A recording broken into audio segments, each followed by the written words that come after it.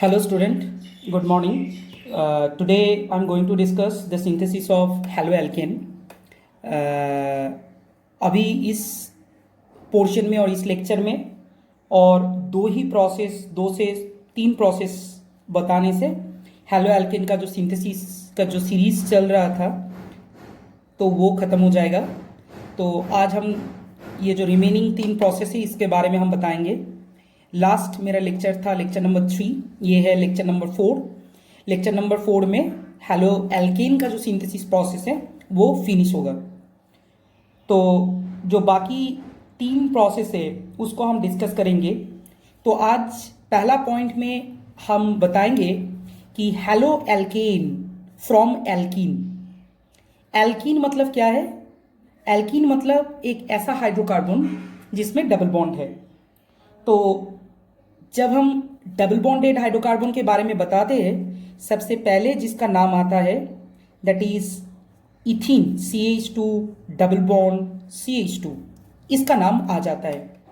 ये जो इथीन है ये फर्स्ट मेंबर ऑफ एल्कीन है और इसके साथ अगर हम किसी भी हैलोजन एसिड का रिएक्शन करते हैं तो एडिशन रिएक्शन होता है। हैलोजन एसिड के अंदर कौन कौन आ सकता है?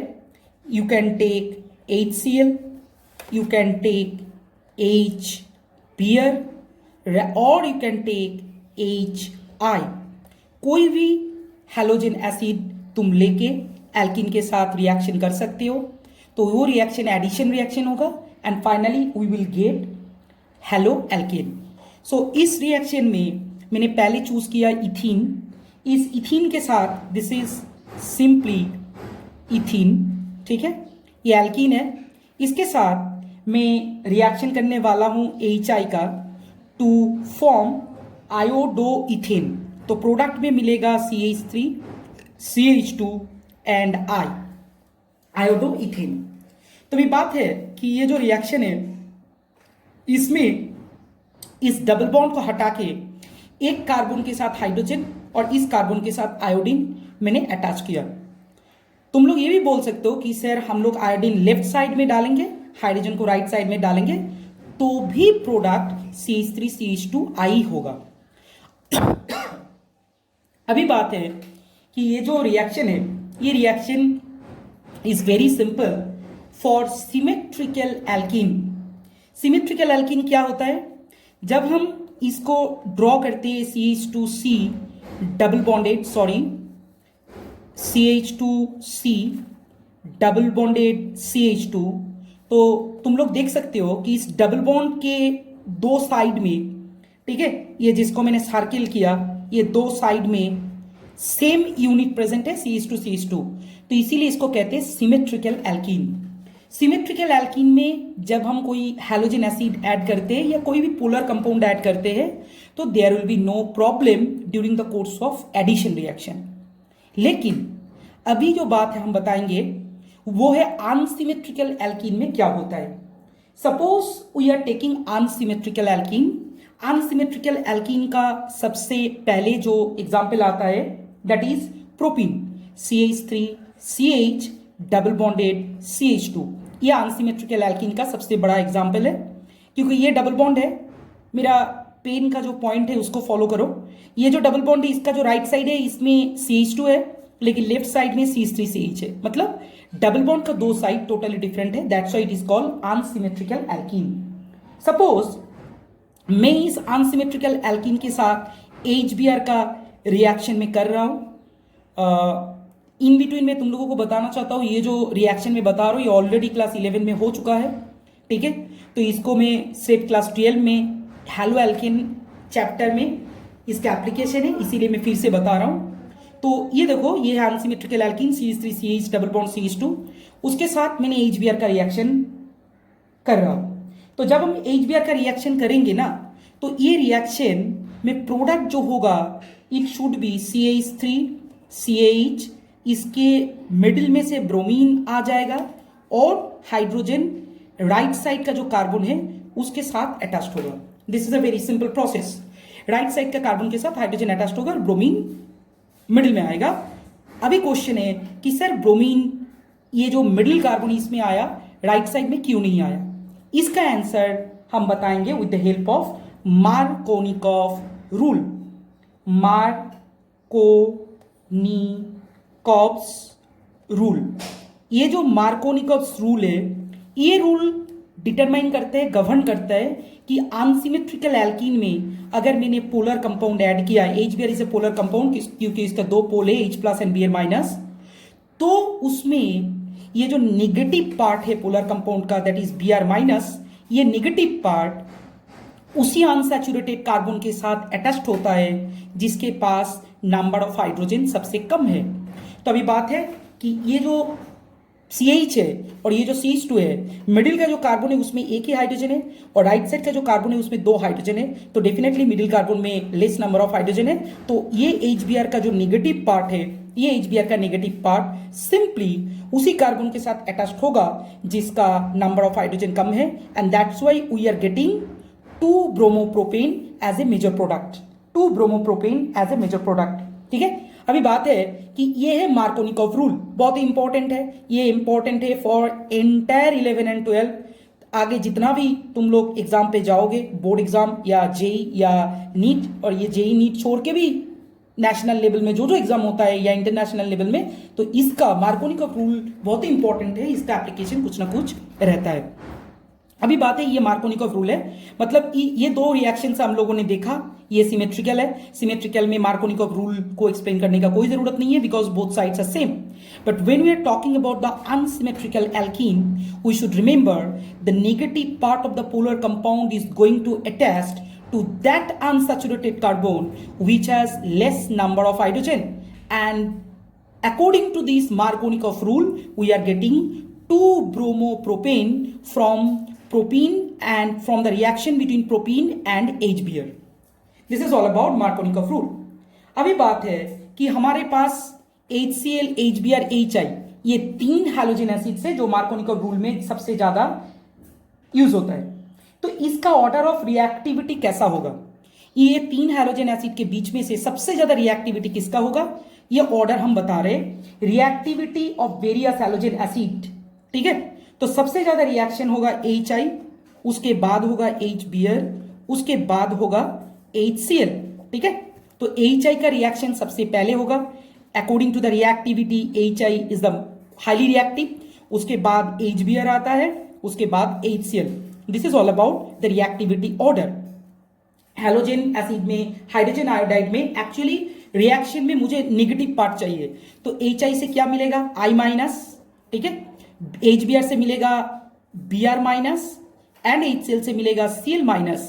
ठीक है, तो ये जो production of I minus, production of Br minus and production of Cl minus from the corresponding halogen acid, इसमें I माइनस प्रोडक्शन बहुत ही जल्दी होगा HI से, because the size of iodine is bigger than that of the bromine. Bromine का size chlorine से ज्यादा है, इसीलिए रिएक्टिविटी ऑर्डर कुछ ऐसा हो रहा है, क्योंकि हाइड्रोजन सबके लिए सेम है। तो साइज अगर बड़ा हुआ तो बॉन्ड लेंथ, एटम का साइज अगर बड़ा होता है तो बॉन्ड लेंथ लंबा होता है। बॉन्ड लेंथ लंबा होने से बॉन्ड डिसोसिएशन एनर्जी उसका कम होता है, इजीली ये ब्रेक होके नेगेटिव फ्रैगमेंट, मतलब HI से I माइनस, HBr से Br माइनस एंड HCl से Cl माइनस प्रोड्यूस करता है। तो अकॉर्डिंगली ये ऑर्डर हम लोगों को मिलता है। This is all about the Markovnikov rule. और ये है कि एल्कीन से अगर हम हेलो एल्केन सिंथेसिस करना चाहता है तो यही एक रास्ता है। अभी इसमें एक चीज है जो बहुत इंपॉर्टेंट है, this is all about Markovnikov rule, और एक है एंटी मार्कोनिकॉफ रूल, ये भी बहुत ही इंपॉर्टेंट है, एंटी मार्कोनिकॉफ्स रूल, जिसका और एक नाम है, ये सब नाम पता होना चाहिए, और एक है पार ऑक्साइड इफेक्ट। पार ऑक्साइड इफेक्ट, ठीक है, पार ऑक्साइड इफेक्ट, और you can say खेरस effect. खेरस effect ये भी एक नाम है, खेरस इफेक्ट। ठीक है, ये क्या है ये मैं अभी बताऊंगा। तो मार्कोनिकॉफ रूल मैंने बताया, उसके बाद में बताऊंगा एंटी मार्कोनिकॉफ रूल। ठीक है, उसके बाद में बताऊंगा पैरोक्साइड। ये जो एंटी मार्कोनिकॉफ रूल और पैरोक्साइड और खेरस इफेक्ट्स ऑल आर सेम। पहला वाला एंटी मार्कोनिकॉफ, उसके बाद आ रहा है पैरोक्साइड, ठीक है, उसके बाद आ रहा है खेरस इफेक्ट, ऑल आर सेम, इसको याद रखना है, ठीक है। तो अभी एंटी मार्कोनिकॉफ रूल क्या है? Suppose I am taking unsymmetrical alkene CH3 CH double bonded CH2, इसके साथ HBr का रिएक्शन हो रहा है इन द सेम वे, ठीक है। लेकिन मेरा रिएक्शन मीडियम में मैं पैरोक्साइड, कोई भी एक पैरोक्साइड यूज कर रहा हूं, suppose I am using benzoyl peroxide, ये एक ऑर्गेनिक पैरोक्साइड है, बेंजोइल पैरोक्साइड, ठीक है। अच्छा करके देखो इसको, ये बेंजोइल पैरोक्साइड है। तो जब ये बेंजोइल पैरोक्साइड ऐड हो जाता है और बेंजोइल पैरोक्साइड के एब्सेंस में अगर लाइट आ गया तो प्रोडक्ट कुछ अलग हो जाता है, ऑपोजिट ऑफ मार्कोनिकॉफ रूल। तो मुझे क्या मिलेगा? इसमें प्रोडक्ट मिलेगा CH3, इसके बाद आ जाएगा ये CH2 and finally we are getting CH2Br। मतलब ये जो प्रोडक्ट है, ये प्रोडक्ट और पहले जो मैंने प्रोडक्ट बताया था, ये दोनों प्रोडक्ट टोटली डिफरेंट है। अभी इसको मैं थोड़ा सा एक्सप्लेन करता हूं कि पैरोक्साइड के प्रेजेंस में या लाइट के प्रेजेंस में मार्कोनिकॉफ रूल का जो स्टेटमेंट है वो अपोजिटली इसमें फॉलो होता है। मतलब ये नेगेटिव पोलर कंपाउंड का जो नेगेटिव पार्ट है Br माइनस, ये उसी अनसैचुरेटेड कार्बन के पास चला जाता है, ऐड होता है, जिसके पास नंबर ऑफ हाइड्रोजन एटम ज्यादा है। तो according to this we are getting 1 bromopropane instead of 2 bromopropane. ये जो मैंने बताया इसी को कहते हैं एंटी मार्कोनिकॉफ रूल, नहीं तो कहते हैं पैरोक्साइड इफेक्ट, नहीं तो कहते हैं खेरास इफेक्ट। ऑल आर सेम, मतलब पैरोक्साइड नहीं तो लाइट के प्रेजेंस में ये होना चाहिए। For your kind information, class 11 में हम लोगों ने देखा कि जब भी मार्कोनिकॉफ रूल फॉलो होता है वो फॉलो होता है इन प्रेजेंस ऑफ, मतलब डार्क कंडीशन में ये मार्कोनिकॉफ रूल ओबेड होता है, लाइट के प्रेजेंस में या पैरोक्साइड के प्रेजेंस में एंटी मार्कोनिकॉफ रूल हो जाता है। This is all about the synthesis of halo alkane from alkene. तो पहले मैंने इथीन से स्टार्ट किया था, इथीन से करके दिखाया सिमेट्रिकल में कैसे होता है, इज वेरी सिंपल। फिर मैं आ गया अनसिमेट्रिकल में, अनसिमेट्रिकल में मार्कोनिकॉफ रूल फॉलो हो रहा है, मार्कोनिकॉफ रूल के हिसाब से कैसे प्रोडक्ट मिल रहा है, और इसका ऑर्डर मैंने बताया कि हैलोजन एसिड मार्कोनिकॉफ रूल में सबसे अच्छा HI होता है, उसके बाद HBr, उसके बाद HCl, और नेक्स्ट बता रहा हूं anti Markovnikov, peroxide effect, Kharasch effect. अभी बात है कि याद रखना ये एंटी मार्कोनिकॉफ रूल एप्लीकेबल होता है one and only for HBr, not for HI and not for HCl। HI और HCl के लिए एंटी मार्कोनिकॉफ रूल नहीं होता है। क्यों नहीं होता है वो मैं किसी दूसरे स्लाइड में या लेक्चर में हम बनाएंगे, दूसरे लेक्चर में इसके बारे में हम डिटेल में बताएंगे। याद रखना है कि सिर्फ HBr में होता है, HI HCl में नहीं होता है। Clear? Now I am going to talk about the next method by halide exchange method. ये भी बहुत इंपॉर्टेंट एक मेथड है, हैलाइड एक्सचेंज मेथड। तो इसके बारे में भी हम लोग देखेंगे कि हैलाइड एक्सचेंज मेथड जो है, ठीक है, वो कैसे होता है। This is halide exchange method. ये हैलाइड एक्सचेंज मेथड मतलब कोई भी हैलोजन, दो हैलोजन के अंदर पोजीशन एक्सचेंज हो जाएगा। दैट इज ऑल्सो इंपॉर्टेंट कि कोई भी दो हैलोजन के बीच में पोजीशन एक्सचेंज होगा। मैं पहले एक बात बताऊंगा कि ये जो हैलाइड एक्सचेंज मेथड है इसमें iodo alkane we can obtain by treating bromo or chloroalkane with a solution of sodium iodide in acetone medium or methanol medium। मैं फिर से बोल रहा हूं, by this halide exchange method we can prepare iodoalkane by treating bromo or chloroalkane with a solution of sodium iodide in acetone or methanol medium। मैं अभी reaction दिखाऊंगा तो तुम लोगों को पता चल जाएगा। पहले मैं एक जनरल रिएक्शन दिखा रहा हूं, RX, ये एक एल्काइल हैलाइड है, सबको पता है RX। तो RX के बाद इसके साथ में सोडियम आयोडाइड का रिएक्शन कर रहा हूं, NaI।